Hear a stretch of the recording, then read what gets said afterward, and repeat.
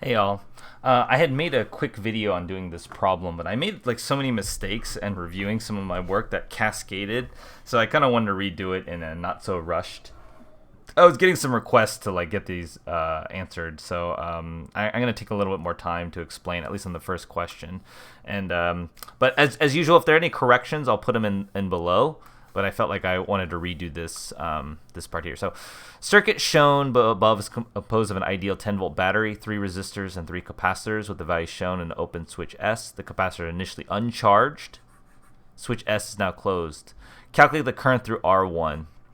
Okay, so initially, if this is shorted here, then basically in your loop, like this is ground over here. Like there's no voltage across here. There's no potential difference. There's only a full 10-volt drop across here.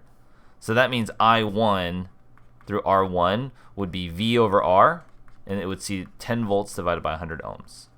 That's 0.1 amps. Now switch S has been closed for a long time. So we're closing the switch, and we want to calculate the potential difference across R1. So we've closed it for a long time, and we want to find the voltage across R1. Well, here, it's reached steady state. So they want the voltage across here. So basically, you could say, well, these two resistances in parallel, the R2 and R3 are in parallel, which would be 30 times 60 over 30 plus 60. And that I got is 20 ohms. So if you want to find the total current, you could say, well, there's a 20 ohm in series with the 100 ohm, because I get rid of that, and this is now 20 ohms. These are in series, so if you want the total current, it would be V over R, which is 10 over 120 ohms. And 10 divided by 120 is 0.0833 amps. Okay? Now let's calculate the charge stored on capacitor C2. So that means this voltage here, actually that's the current. So the voltage across R2 is I times R1. So that's 0.0833 times 100, which is 8.33 volts. And then the charge stored on this capacitor, so that means the voltage drop here is 1.67 volts. Now, what you have to remember is in parallel, they have the same charge on each capacitor. Okay, so I just need to find there's a couple ways to do this. You could collapse it to a single capacitance and find it, or if you want, using the parallel equation, or you could just say like, well, what is the charge stored in the positive? Just do a voltage drop. You could say the voltage drop VC1 plus VC2 is equal to 1.67 volts. But VC1 being Q over C1, and this is Q over C2, it's 1.67 volts. And therefore Q, if you factor it out, is 1.67 divided by 1 over C1 plus 1 over C2, where C1 and C2 are the 10 and 15 microfarad.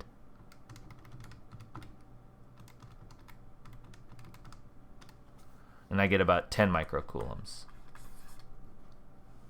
Is the charge stored in capacitor C3 greater than, less than, or equal to capacitor charge of C2? It's greater than because there's a larger capacitance and a larger voltage. Like if you wanted to just find the charge in capacitor 3, it would be C times C3 times the voltage, 20 microfarad times the full voltage of 1.67 volts.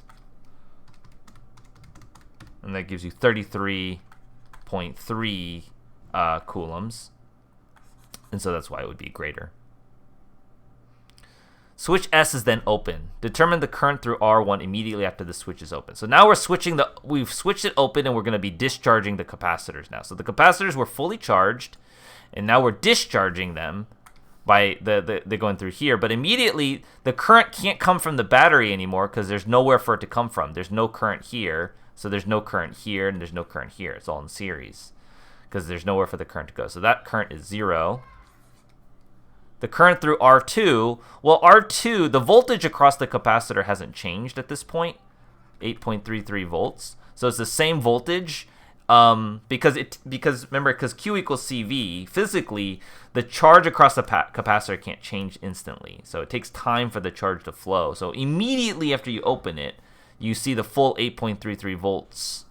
So you could say the I is V over R, which is 8.33, divided by the resistance of R2, which was 30 ohms.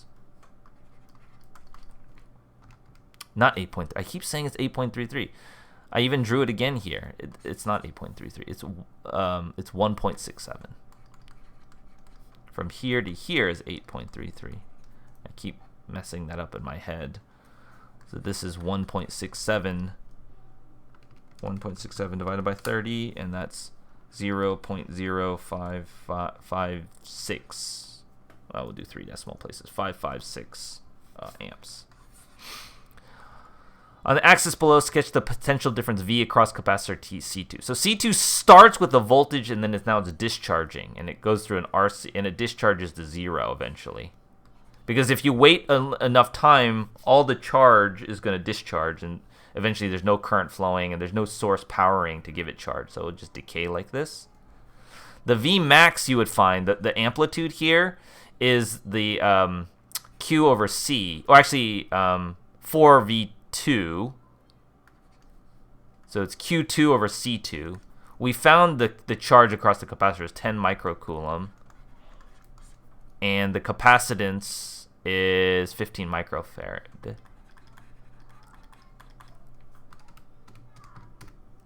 That's 0.67 volts, and it will decay like that. Capacitor C is replaced by two 10 microfarad capacitors connected in series. Okay.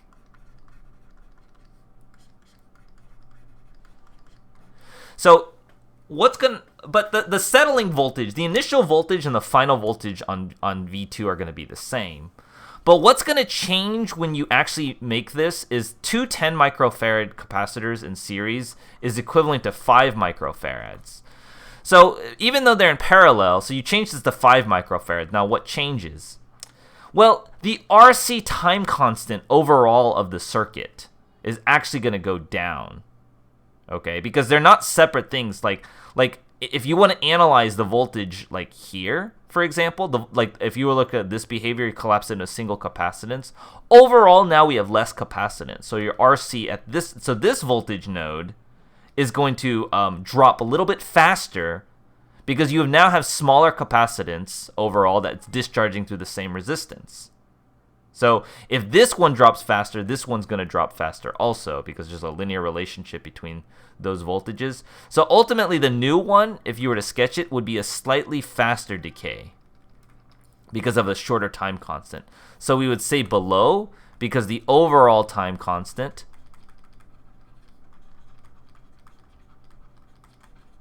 is reduced, but the initial voltage is the same. Initial and final voltages are the same.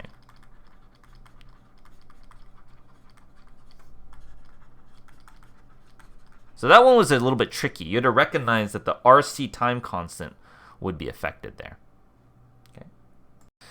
Number 2, students perform an experiment to study the force between two charged objects using the apparatus shown above, which contains two identical conducting spheres. The upper sphere is attached to an insulating string, which can be used to move the sphere downward. The lower sphere sits on an insulating rod, which is on electronic balance. The electronic balance is zeroed. Okay, so the first trial, the charge of Q is placed on each sphere, and the upper sphere is slowly moved downward. Students measure the distance between the centers of the spheres and the magnitude F. The recorded data below is shown as F as a function of d squared. Draw a line that best okay, so I draw a line. I don't know, like maybe like that. Use the graph to calculate the charge Q. Oops, I didn't want to change the color of that line. So what is the force? The force is equal to K, Coulomb's law. But it's the same Q, so the force is equal to KQ squared over R squared. Because each sphere had Q. So it's kind of annoying because it's not a line, and you can kind of see it's not a line. So I don't know what they want you to figure out here. Because it's clearly more quadratic. So, I guess the slope, because they're doing 1 over r squared, the slope has to be q squared then. Oh, okay, I see what you're saying. Because f is the y value, so this is y, and this is x. So the slope has to equal kq squared. Okay. I thought it looked quadratic, but that's okay. It's just a measurement imperfection. So let's say we'll pick this point it crossed, and we'll say it crossed this point. So this here is, I think these are by 2. So this is 82 here, and this is 22, 24, 21, 2, 3, 4. Actually, 0.25. So this is 82.5, and this is halfway through. So this is 30. Ooh. Not 82.5. Okay, I keep messing this up. Each of those is 5, because this is 90 here, so this is be 85. This is 30. This is 10,000, and then that is 12,500. So the slope is equal to about 12,500 minus 10,000 divided by 85 minus 30. And that's equal to kq squared, or 9 times 10 to the 9 q squared. So we can take this number. I'm going to calculate it. 500 minus 10,000. Divide that by 85 minus 30. And then divide that by 9e9. And then take the square root of that. You find that q is equal to, I don't know, 71 microcoulombs. That's what I got. On the graph of the previous page, draw a circle around the data point that was taken when the distance between the centers of the spheres was least. Okay, it's this guy up here because it has the largest force, and because d is the greatest. Determine the distance between the centers of the spheres for the data point above. So if I look at that, I would say 1 over d squared is like 82.5. So here I would say 1 over d squared is 82.5. So d is equal to 1 divided by 82.5, and then square root of that. 0.11 meters. Yes. 82.5. Yeah, I like that. What physical quantity does the vertical intercept represent?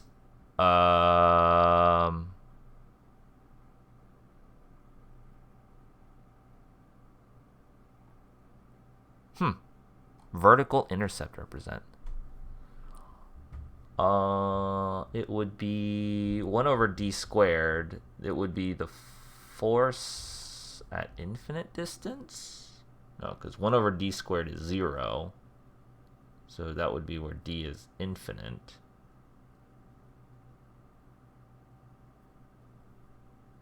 Wouldn't it be the force at infinite distance, or at a very large distance?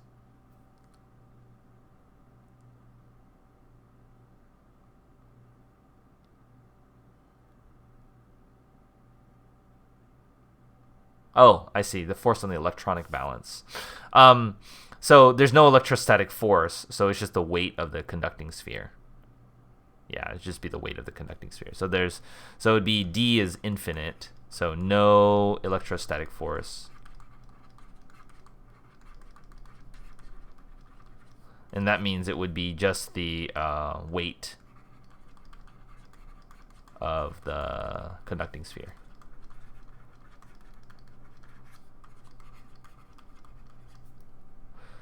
Okay, experiment is extended by collecting additional data points, which appear on the right side of the graph as shown above. The new data points do not follow a linear pattern seen with the first points. The group of students tries to explain this discrepancy. One student suspects the charge is slowly leaking off the top of the sphere.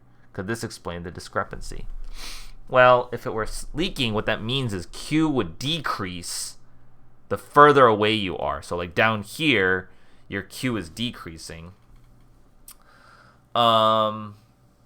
That would put the force lower than where it was supposed to be, right? Because if you had, so down here is where, because basically you would notice it when it's further, no, let me see. You're doing it over time. You're starting at the top with the charges. So that's when it has the most charge. So then as it gets closer, as you approach 0, you have less charge. If you have less charge, then the force is less than what you're expecting. And so that's why it would taper off. So I think that's a yes. Because Q would decrease as D decreases, which is when 1 over D squared increases. And that would result in a smaller F than expected.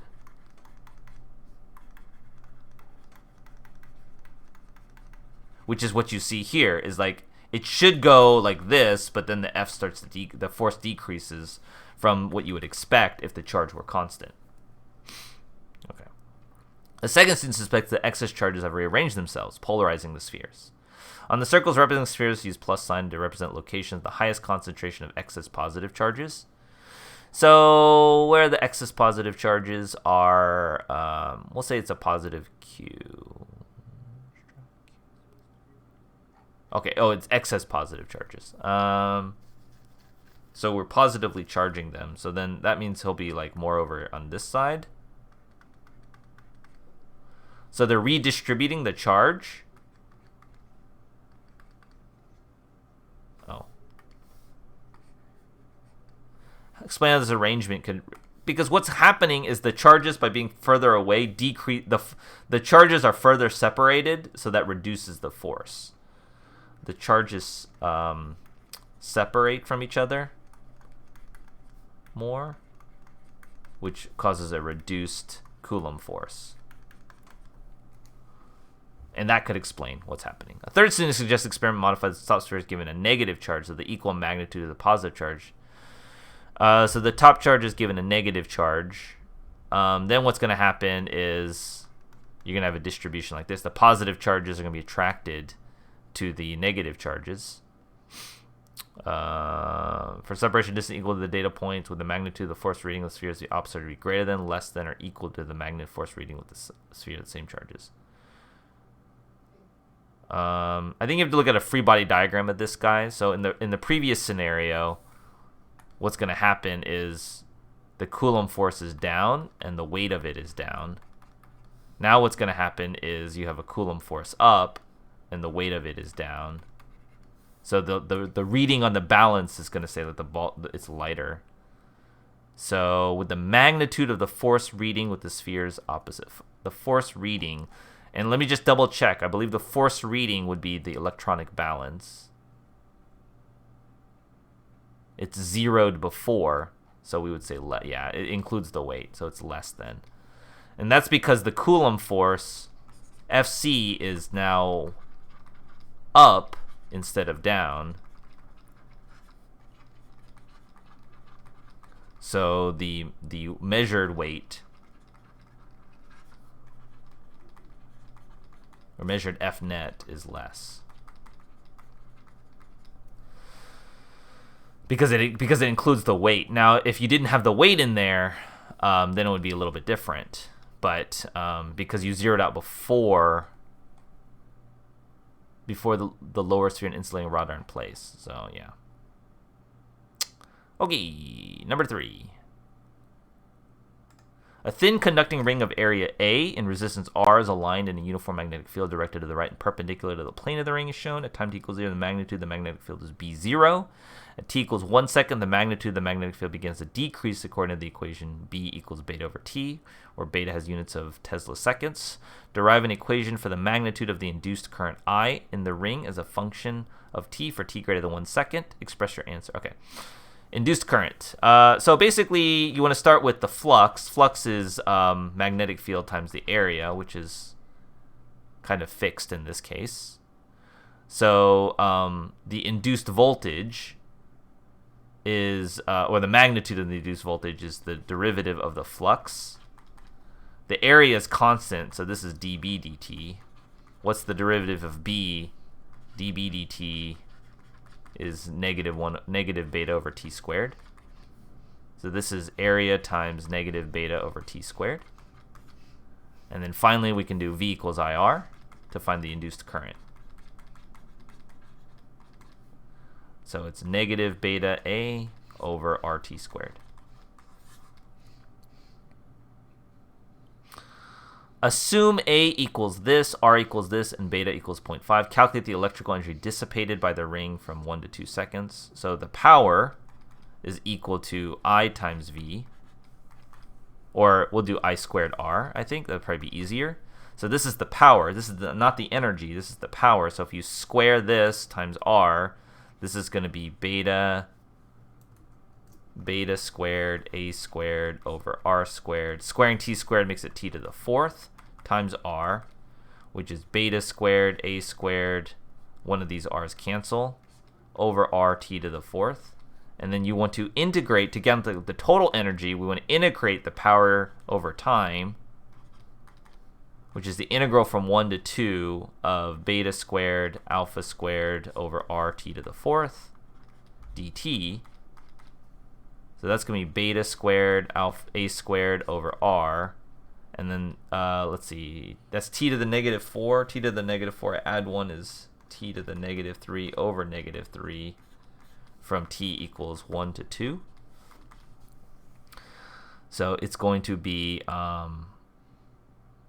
it's going to be, let's factor beta squared A squared over negative 3R times 1 over 2, T to the 2 to the negative 3 is 1/8 minus 1 over 1. So we just do that calculation with those values of beta. So 0.5 squared times the area squared divided by negative 3 divided by R, which is 2, and then multiplied that by 1/8 minus 1. I got the energy is 0.00911 joules. Okay.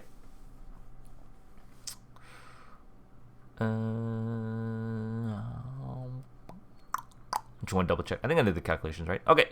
The ring is then rotated so the plane of the ring is aligned at a 30-degree angle that the magnetic field is shown. The magnitude of the magnetic field is reset to a magnitude of B0 at a new time t equals 0, and again begins to decrease at t equals 1 second.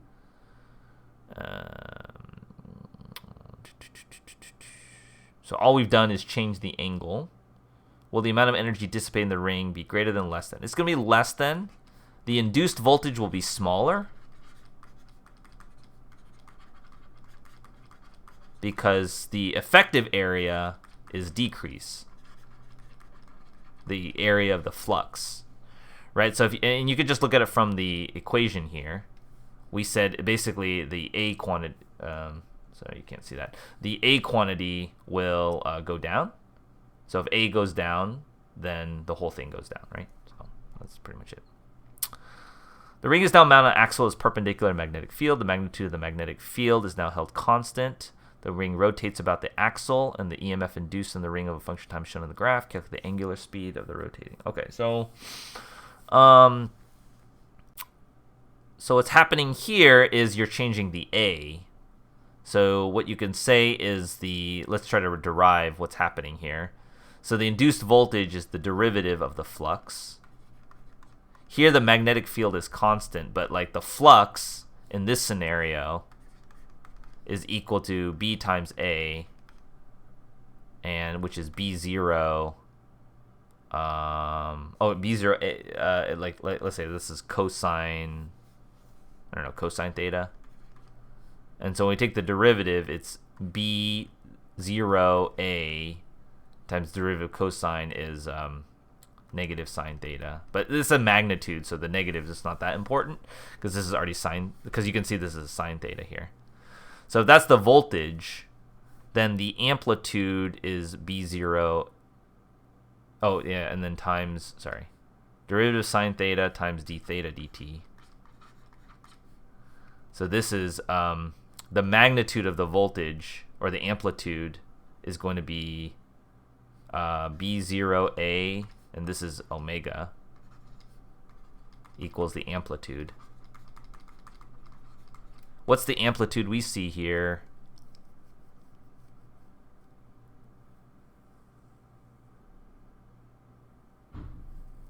What's the scale? Ring rotates. There's a function time is shown on the graph. Calculate the angular speed and the rotating. Actually, this one is not that complicated. Here we just need to look at the period. Sorry, I wasn't thinking about this. So basically, it takes the period is 2 seconds, and the that means the frequency is 1 over 2 seconds. Was 1/2, and so omega is 2 pi f. So it's 2 pi over 2, which is pi radians per second. Pi or 3.14.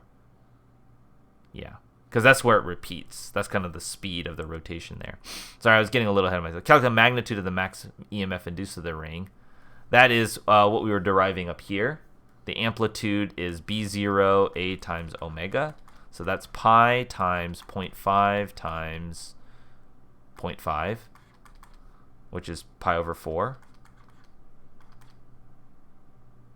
And let's just do the calculation. I don't like in pi. I'm not a math. 785 volts. The now begins to rotate at 2 omega. On the graph below, draw a curve to indicate the new induced EMF in the ring. The dashed curve shows the EMF in the original conditions. So you double it, the period's going to cut in half because you're going twice as fast. And then also the amplitude's going to go twice as much. So then what's going to happen is your new graph is going to go up to here. But then like do it in, so you have a 0 crossing here. It's going to go down to about there, twice as much.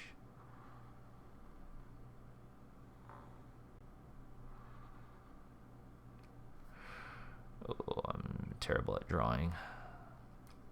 When I need it to be exact, I'm not very good at drawing it exact. So something like that. So basically, it by twice as fast, the period is 1/2. Due to spinning twice as fast, to twice the angular speed. Twice the angular speed.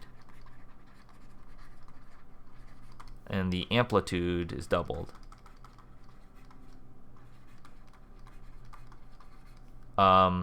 This is really like a larger induced voltage. Due to faster changing flux.